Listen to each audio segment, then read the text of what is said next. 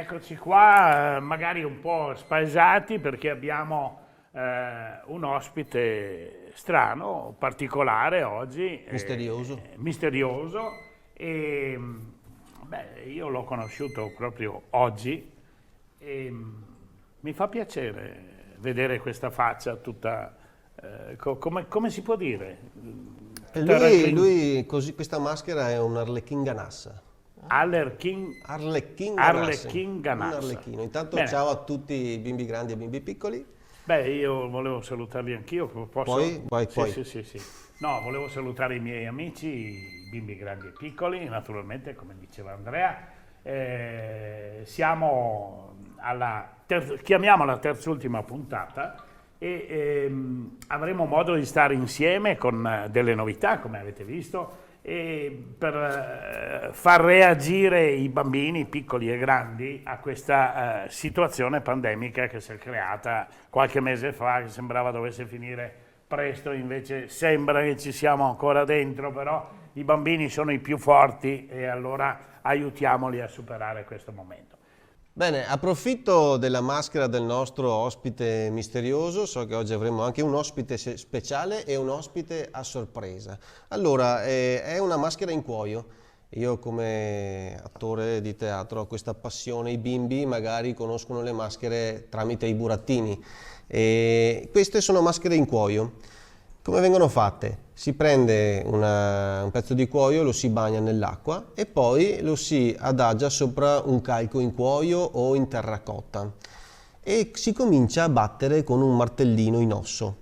Ed è un lavoro che si liscia con alcuni materiali di legno finché, a forza di lavorare per ore ed ore, il cuoio si asciuga e si può togliere la maschera dal calco, si rifinisce con alcuni taglierini, volendo si dipinge e si ottiene la maschera. Questa è una maschera neutra, quindi è una maschera che non ha espressione. Qui abbiamo uno Zanni, questo è un altro Zanni col nasone, qui abbiamo il nostro carissimo amico Arlecchino e questo è un capitano. Ma scusa Andrea, il calco avete usato? È un calco sempre in legno Sì, e ma quindi viene lavorato ma con... ah no, credevo l'aveste usato direttamente. No, l'ha usata in prestito per mantenere un'aura di mistero.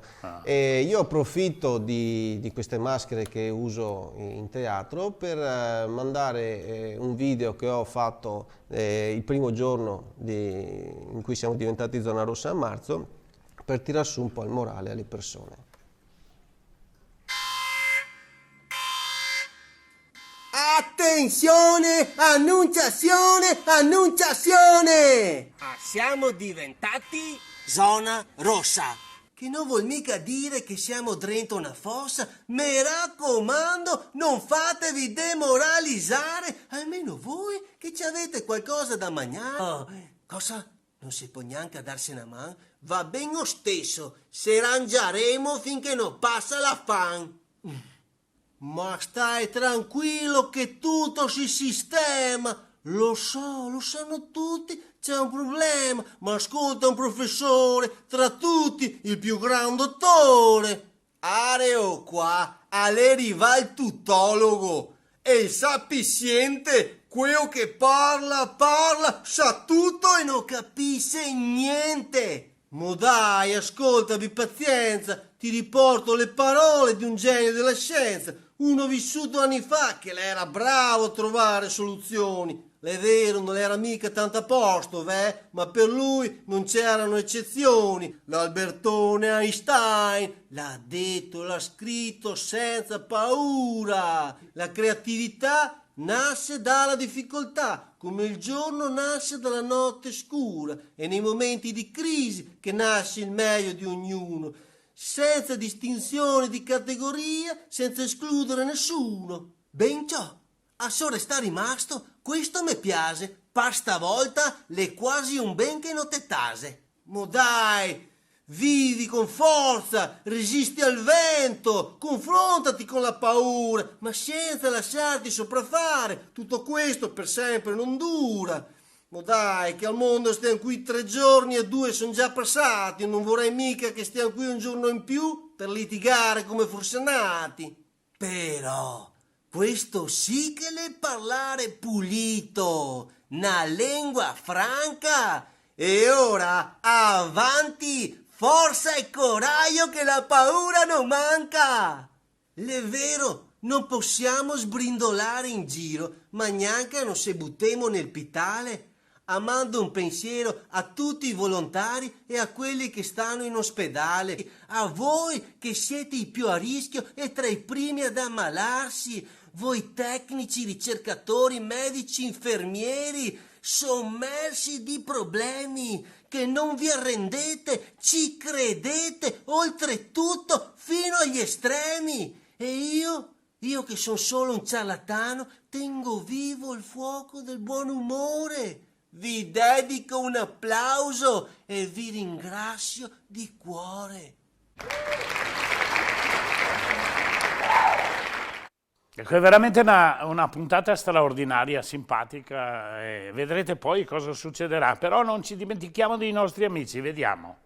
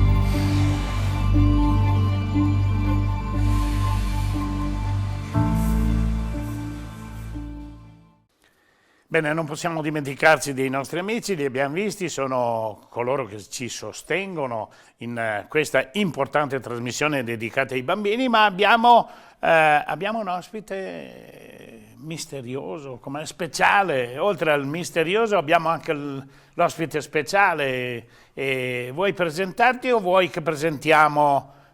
Cosa dici?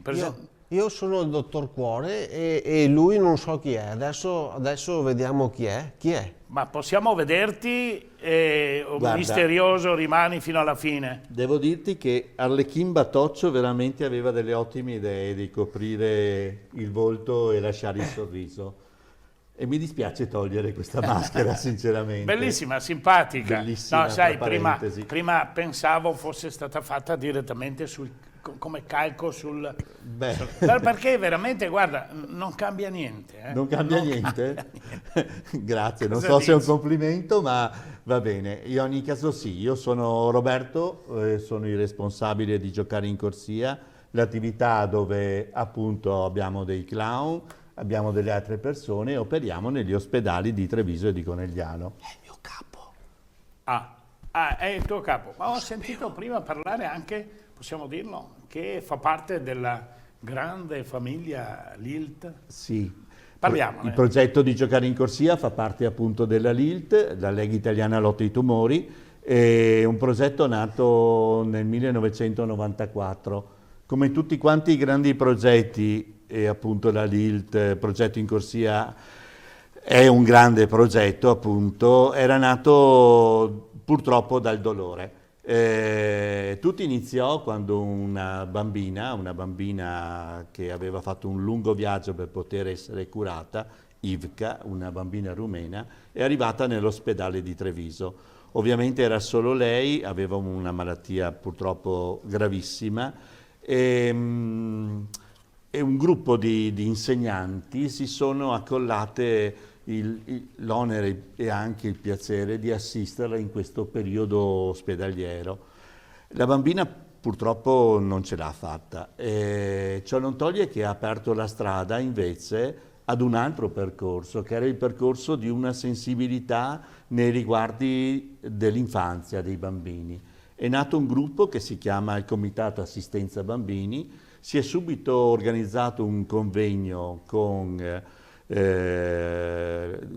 sul dolore dei bambini, dove hanno partecipato tutte le associazioni o tutte le persone interessate appunto ad occuparsi del dolore del bambino, e questo ha fatto nascere un po' alla volta il progetto di Giocare in Corsia, e negli anni è diventato sempre più grande. È una bellissima cosa. Io ho visto delle immagini dedicate appunto a questa opera in corsia, e posso garantirvi che ti commuovi, ti emozioni, perché vedere queste persone come Roberto che si dedicano ai bambini per sollevarli dalla, chiamiamola, disperazione del momento, per sviarli da questa situazione drammatica che stanno vivendo, è una bellissima cosa. Grazie veramente a Roberto, e grazie a tutta la squadra. Grazie veramente a voi di averci ospitato e di avere la possibilità di presentare il nostro progetto. Ma noi avremo molto spazio anche per voi, però adesso diamolo Ma mi incuriosisce questo, Sì, però, sì. con questo naso rosso. Io mi hanno detto che devo andare dai bambini, vado dai bambini in ospedale, non so, ma perché vado in ospedale io, dai bambini? Per farti curare. Per farti curare sicuramente, perché vestito così... Loro danno una mano a me, Sì. ecco perché mi chiamano Dottor Cuore. Come ti chiamano? Dottor Cuore. Cuore come il cuore, questo cuore. Come cuore? Con la Q, proprio. con la Ecco Q. perché? Perché Con i la Q, bambini con mi la C. aiutano, io parlo con loro ridono, rido anch'io, e tutti quanti stiamo meglio. Ah, ecco. Bene. Mi fa piacere, ma sono tuoi coi capelli, sì? Ah no, è che sono andato dalla parrucchiera ancora a febbraio, poi non potevo più andare e mi è rimasta là da allora. Roberto, ma veramente, Sì, effettivamente sono un po' preoccupato di aver consentito a lui di entrare in ospedale, però mi ha ci detto vado che ha più. preparato qualcosa. Sì, però mi hanno detto che devo aspettare perché ci sono gli amici di Bruno che devono andare, mi hanno detto, non so se è vero. Quelli che aiutano a fare questa trasmissione, mi hanno detto, Sì. ma non sono Come sicuro. Ma devono già, ma io non penso, dai, sì, ma cosa dice la regia? No, ma Roberto, hai finito tu? Ma io posso andare avanti e continuare tantissime cose. Allora vi spiego che cosa facciamo adesso. Adesso in Giocare in Corsia ci sono 190 volontari, immaginate. Siamo 22 volontari che vanno tutti i giorni in ospedale, dalla mattina fino alla sera. Allora, la mattina c'è un servizio di accoglienza dove accogliamo, come vedete dalle immagini, i bambini. Poi abbiamo un biscottificio in pigiama. Che cosa vuol dire? C'è uno chef che tutti i giorni prepara la colazione per i bambini. Pensate solo che entrare in un reparto dove si sente il profumo dei biscotti invece di avere il profumo delle medicine. Certo. Pomeriggio facciamo dei laboratori, cambiando sempre il materiale, chiamiamo i bambini ovviamente nell'oasi pediatrica. Ci sono altre due associazioni che sono Se la Luna, che fornisce invece la biblioteca, c'è la scuola ovviamente, c'è Madame Adoré che invece lavora la domenica, opera la domenica. E si chiama Madame Adoré proprio In funzione dei cani, del certo. E poi l'altra cosa che facciamo sono alla sera ci sono dei clown, delle fiabe e poi dei giochi. Pertanto dalla mattina fino alla sera tutta la giornata è occupata ai bambini e rivolta ai bambini. Grazie Roberto, ma lì è molto timido però questo nostro ospite. Cosa stavi dicendo a proposito dei nostri amici? Che mi hai detto che ci sono degli amici che ci aiutano ad essere qua per parlare con i bimbi, ma io non conosco, non sapevo neanche che era il mio capo. Lui adesso ha un po' di paura. Andiamo, facciamo vedere i nostri amici perché altrimenti si mette a piangere subito. Dai.